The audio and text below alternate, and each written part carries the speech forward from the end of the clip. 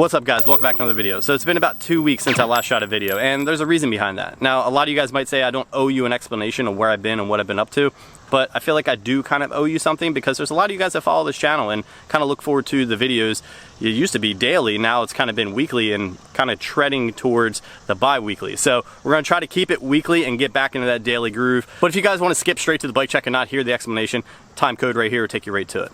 Now a lot of you guys know I like to keep my life pretty much private. I mean, even on Facebook, Instagram, all social media across the board. Not saying that I'm like anyone special, I just know how social media is and how people can kind of perceive people just by looking at a picture. So I try to just keep everything all private. So with that being said, I want to give you guys a little bit of an insight in where my life is and kind of maybe some things you don't even know. The fact that, one, I'm a dad. So a lot of you guys might already know that I'm a dad of one. Now I'm a dad of two. So about 5 months ago, we had our second kid, and that kind of leads into what you're about to hear in a few moments. But in that 5-month period, as we were heading to have said baby number 2, we were signing the papers to sell our house. We sold our house, and through that 5-month period from then until now, we've been looking for a house, losing out on houses left and right, getting outbid left and right, and it's been kind of a stressful point. Fast forward to right now, about 50 days ago, we put a bid on a house, and it was kind of like one of those last straws where I was like, listen, this is the last time I'm doing it for a little while, and I'm gonna take a month break. And we actually ended up losing out on this house as well. It was like a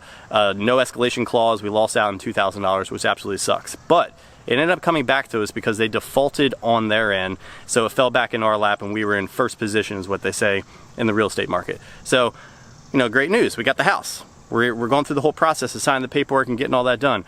But then bad news happens. Our second child ended up coming down with what we thought was just like an average cough or cold, and then it started getting into really, really labored breaths, and that's kind of where I've been putting all my focus and energy into, is just focusing on my family, not paying attention to any YouTube, Instagram, or any of that stuff. I did put a post out for you guys on my activity stream just to kind of give you guys a little bit of insight of, just life happens. And I just want to give you guys a little bit of an update.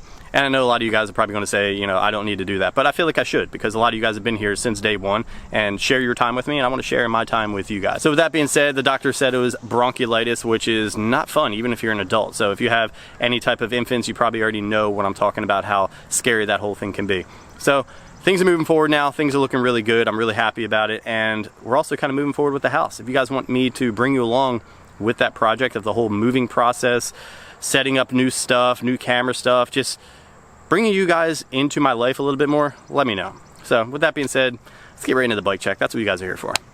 So as you guys know, I love painting my bikes from the ground up. I don't really like doing the powder coat thing as much anymore because I like to change my bike colors as often as I possibly can. So all of this is spray paint and done with a paintbrush. At the top right hand corner, as you see up on the screen right here, if you guys want to check out how to paint your bike like this, even though it's not this color, check this video out or in the link in the description.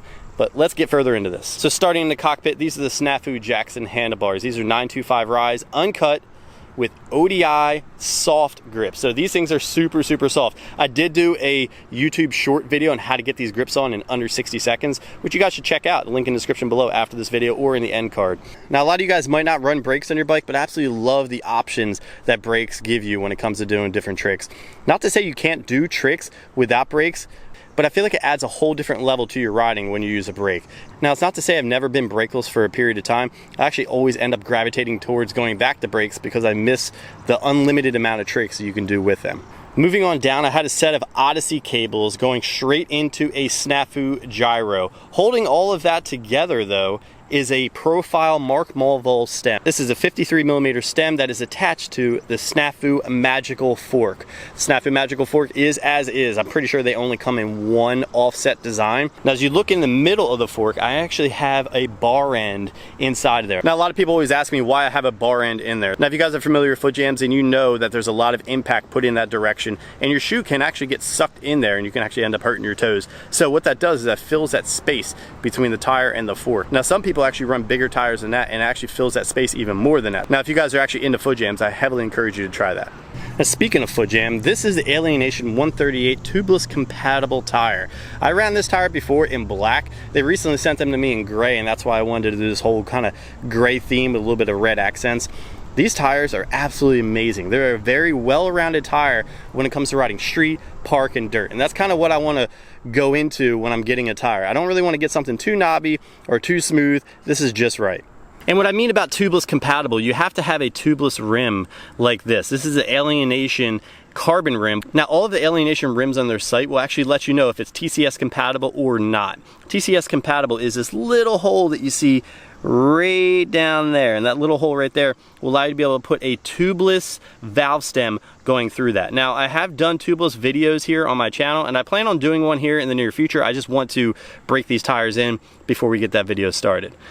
Now speaking of this rim, these are the Alienation Acme carbon rims. Now I've heard of people saying carbon, not made for street, not made for park, but they'd be wrong. I mean, I put these things to work. I've actually hit them up against rails and landed sideways on flares a couple of times. These things have actually lasted me, and they're staying true and very straight. Now if you look at the carbon here, there are sections of the carbon that have little grooves cut out. A lot of people always ask, what are those grooves for? Well, it's actually for better braking, and some people have actually said that you need special brake pads, and that's not true. I actually talked to the owner of Alienation. He told me any brake pad will work with it. And speaking of brake pads, once we get to the back of the bike, I'll let you know what I'm running to be able to get the best stopping power on these rims. Now I'm running Tubelito tubes for the time being. Like I said, I will be planning on doing a tubeless compatible video here in the next coming days. Now the hub I'm running on the front is a Profile Elite with titanium spokes, a half cut profile hub guard, as well as BSD Criscal pegs.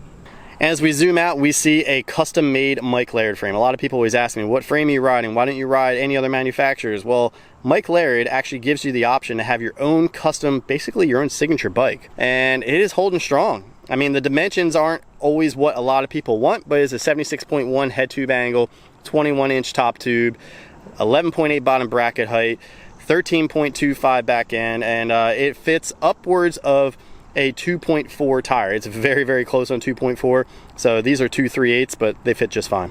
But when you get a frame from Mike Laird, you can do stuff like this, like customize your bridge. And a lot of you guys might know, if you follow me on the Nintendo Switch, I actually love playing Mario or anything related to Super Mario, so I'm a big fan of Mario Kart. So my saddle is a Snafu Signature Series saddle. I'm pretty sure it's Scotty Kramer's saddle. I've been running this same style saddle now for, I'd say, like 2 years. It's one of the hardest saddles I've ever had to rip. Previous saddles I've had before with the bike making contact with the ground, it always ends up ripping around the edges, and this one actually hasn't ripped, and I haven't had to replace it in probably a year or so. Snafu seat posts connected to that, and as you move further down, I have more profile gear. So this is a set of profile column cranks, 22mm at 170 length. And this is a profile Galaxy sprocket with a new Shadow V2 chain. The pedals are a must. I mean, I had to have this extra bit of accent on here. As you see, the red goes perfectly with it. These are the Alienation foothold pedals. This is my 3rd set. I've only swapped them out because of the colors, because I like to change the color of my bike. But these things are absolutely amazing when it comes to grip. And I usually take a couple pins out because they're that grippy. Now moving on to the brake setup, everyone is so surprised when I say that I'm running Odyssey Springfield brakes, because they are literally the cheapest brakes that are out there. Really simple to put on, and when I say cheap, like not just cheap in price, but they're probably a lot cheaper in material compared to other brakes that are out there, but they work just fine. I mean, I've been running these brakes for years, and the only thing I actually end up changing out are the brake pads when I get it. And these are the Claw clear pads. I'm not too sure exactly what the name is, but I'm pretty sure you can find them online.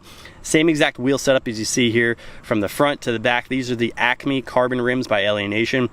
Titanium spokes, Profile Elite hub with left-hand drive, titanium driver though, so I don't really have too much titanium on my bike yet, but with the titanium spokes, titanium driver, it has a really good balance of weight on this bike. So same thing working over to the right side, I have a full hub guard on this side with BSD Criscal plastic peg. These I believe are 4.5 front and back, and is a nice length for ledges. It gives you that extra bit of comfort when you're trying to do like feeble hard 180s or anything like that. So that's gonna do it for my bike check. I really hope you guys enjoyed it, and I really appreciate you guys understanding at the beginning of this video, giving you guys an explanation of where I've been. So I'm gonna get riding on this bad boy. I'm gonna go shoot a second video right now because I haven't ridden in 2 weeks. I'm gonna get back in the swing of things. The next video you see will be a riding video. So with that being said, if you guys like any other videos like this, you want to see other bike checks on my channel, or you just want to see anything interesting bike riding related, put a comment below. And with that being said, if you guys like this video, drop a like. If you love it, hit the subscribe button, and I'll catch you in the next one.